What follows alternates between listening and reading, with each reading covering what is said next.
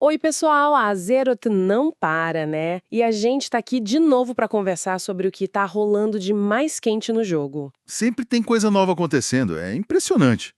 E as discussões da comunidade também pegam fogo. Exato! Hoje a gente vai dar uma olhada em algumas dessas novidades. Tem item novo, super cobiçado, a dinâmica das Míticas Plus, que sempre muda. E até uma treta importante rolando na cena competitiva, né? Sobre a Race to World First. Isso mesmo. Vamos mergulhar nesses assuntos e ver o que tá pegando. Preparado? Com certeza. É sempre bom analisar como o jogo evolui e como a galera reage a tudo isso. Então, começando pelos itens que fazem a gente sonhar, né? Apareceu uma montaria nova no patch 11.1.5, a Void Fire Death Cycle, uma Otto, com tema do caos. Só o nome já chama atenção. A chama mesmo. E o visual dela, pelo que vi, é bem nessa pegada sombria, meio corrompida pelo Void. Bem legal. E para começar a jornada para pegar ela, tem que ir para as visões horrendas de Vento Bravo. E o detalhe, precisa ter pelo menos uma máscara ativa. Já começa com um desafio, né? Sim, já filtra um pouco. Não é só chegar lá. E olha, o processo completo não é nada simples. É um verdadeiro É. um projeto. Um projeto, como assim? Bom, o primeiro passo é achar e derrotar um elite específico lá na Cidade Velha, dentro da visão. Aí você pega a base da moto, o Ford Fire Death Cycle Frame. Ok, até aí parece factível, talvez. É, mas é só o começo. Aí a coisa complica de verdade.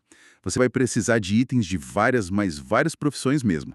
Engenharia, courária, encantamento, alfaiataria. Nossa, tipo, tem que ter todas essas profissões opadas ou conhecer gente que tenha. Exato. Ou você tem, ou vai ter que correr atrás de quem faça para você. E não é qualquer item. Precisa de reagentes específicos e com qualidade 3 estrelas. Tipo o Irresistible Red Button, da engenharia, é um exemplo. Puxa, 3 estrelas já complica bastante a logística, né? Achar quem faça com essa qualidade. E mais. E ainda tem mais. Além dos itens de profissão, você precisa de drops específicos que só caem nos baús finais das visões, tanto de Ventobravo quanto de Orgrimmar. Ah, então tem que fazer as duas visões repetidamente. Isso. Coisas como o Magic Liner Manifold ou o Void Forged Engine Block. Ou seja, não é só profissão, é farmar conteúdo antigo também e com máscara ativa, o que aumenta a dificuldade. Caramba, claramente não é uma montaria para qualquer um, exige uma dedicação enorme em várias frentes do jogo. Exatamente. É quase um símbolo de status para quem realmente se dedica a colecionar e masterizar diferentes aspectos do WoW. É para poucos e talvez essa seja a intenção mesmo, sabe? Criar algo super exclusivo. Faz sentido criar esse tipo de recompensa super nichada. Mas, ao mesmo tempo, será que não frustra um pouco a maioria dos jogadores que nunca vai chegar nem perto? Pode ser. É sempre um equilíbrio delicado, né?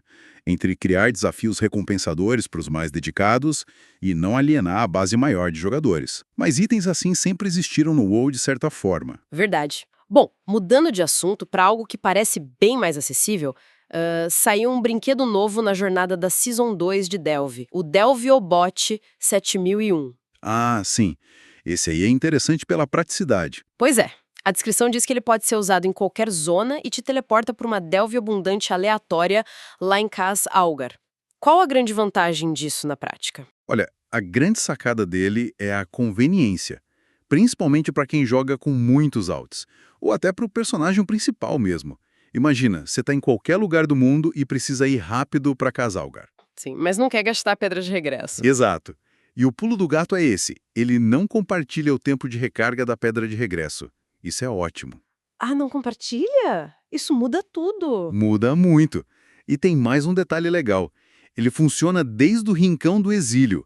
Ou seja, um personagem recém-criado já pode ter um jeito de ir para zonas novas, mesmo que seja para um lugar aleatório lá. Nossa, isso é muito bom para acelerar o processo com alts, né? Mesmo sendo aleatório, já te coloca no continente certo. É um atalho universal, ainda que meio imprevisível. Ajuda a quebrar um pouco as barreiras de deslocamento, facilita o acesso ao conteúdo novo, sem precisar fazer todo o caminho tradicional sempre. É uma ótima qualidade de vida. Bem interessante essa democratização do acesso rápido. Agora falando em como a galera tá jogando o conteúdo de ponta, como é que tá o cenário no Mythic Plus? Temos dados da Raider.io da semana 12 da Season 2, né? O que eles mostram. Olha, A tendência que a gente já via se confirma e até se intensifica. O paladino de retribuição continua subindo forte. Sério? Mais ainda? Sim, agora ele está batendo 8,6% de todas as specs jogadas em Mythic Plus. É um número bem expressivo. Caramba! E quem vem atrás dele? Continua a mesma turma? Continua. Vengeance Demon Hunter, Discipline Priest e Restoration Shaman seguem bem populares, logo ali no topo também. Mas o que está chamando muita atenção mesmo é a concentração nas composições de grupo. Concentração, como assim? Tem alguma comp específica dominando? Basicamente sim. 2 composições principais estão bem na frente, mas uma delas disparou. A combinação Vengeance DH, Disc Priest, Unholy Decay, Balance Druid e Arcane Mage. Essa é a famosa God Comp do momento. Praticamente. Essa formação específica pulou para 26% de popularidade entre as runs de chave alta. É muita coisa concentrada numa única combinação. 26%. Nossa. E por que esse salto todo? Tem alguma explicação? Existe uma forte suspeita que a semana com o afixo Turbo Boost tenha beneficiado demais essa composição específica. Sabe, aquele afixo que acelera tudo? Ah, sim, o Fortified, Bowstring, Sanguine e o Turbo Boost. Foi uma semana tensa. Pois é. E parece que essa comp se deu muito bem nela, o que talvez tenha inflado esses números.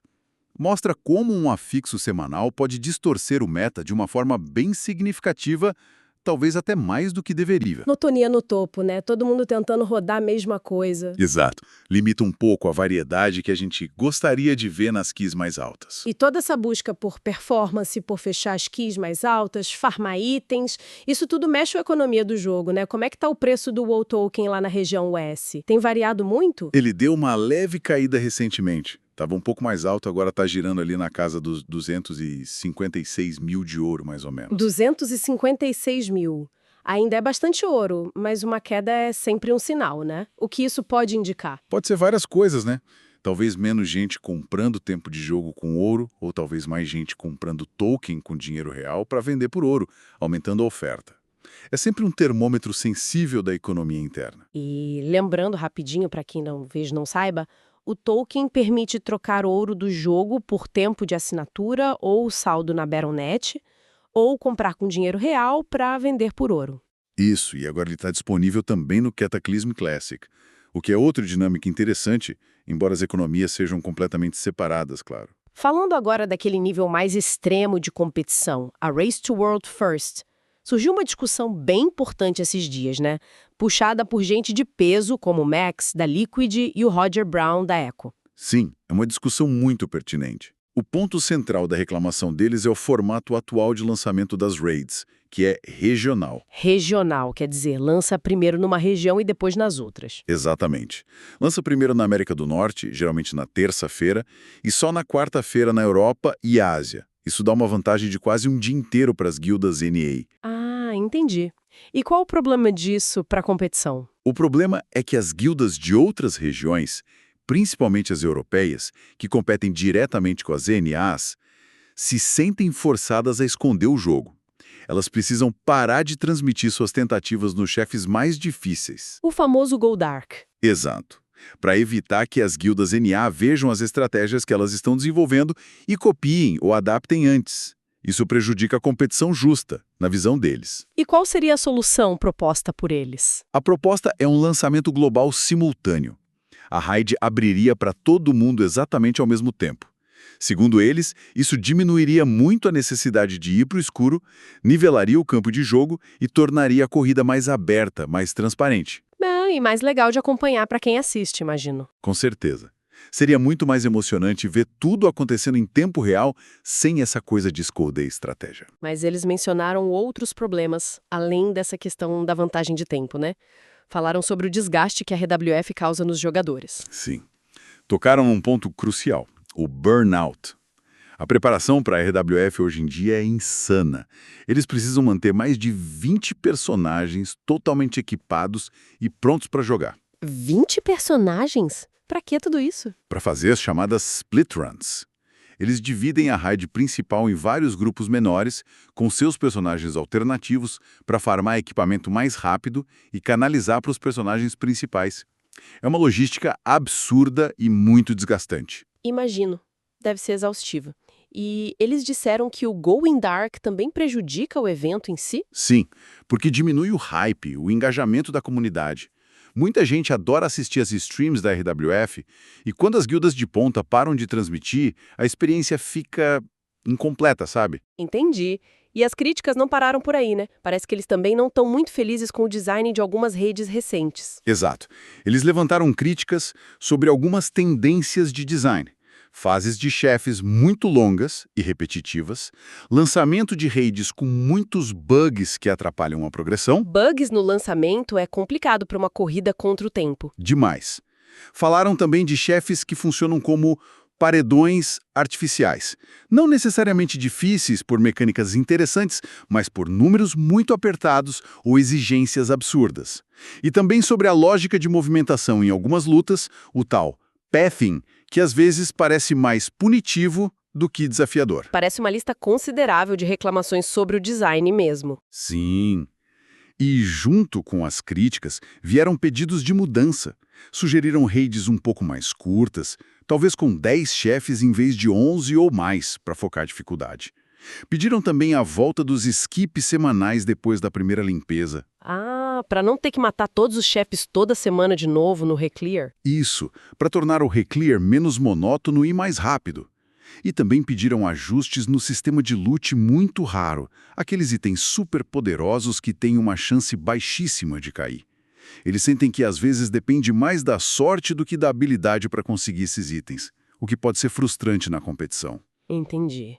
Basicamente, eles querem uma RWF mais saudável, mais justa, mais sustentável para os jogadores e mais transparente e emocionante para quem assiste. Faz todo sentido. É o que parece.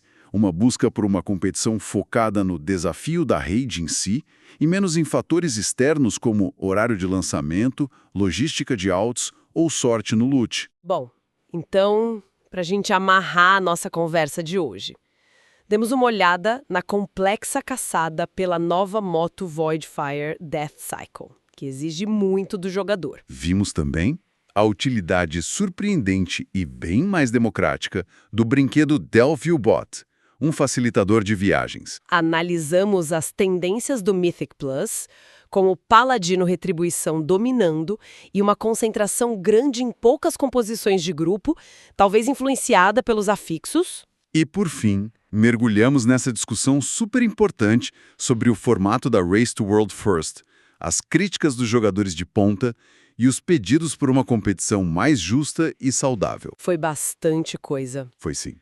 E sabe, pensando nessa última parte da RWF, fica uma reflexão interessante no ar. Se a Blizzard realmente implementasse um lançamento global simultâneo, como isso mudaria a experiência de acompanhar o evento? Como assim a experiência? Além da questão da justiça competitiva, o que a comunidade de jogadores, espectadores, todo mundo realmente ganharia ou perderia em termos de narrativa, de vibração coletiva, sabe? Mudar essa estrutura da corrida pelo World First pode ter impactos que vão além da competição em si. Como seria essa nova forma de viver o evento juntos? Nossa, é uma ótima pergunta para a gente pensar. O que essa mudança traria para a história que se conta a cada nova RWF? Bem profundo isso. Fica aí a reflexão.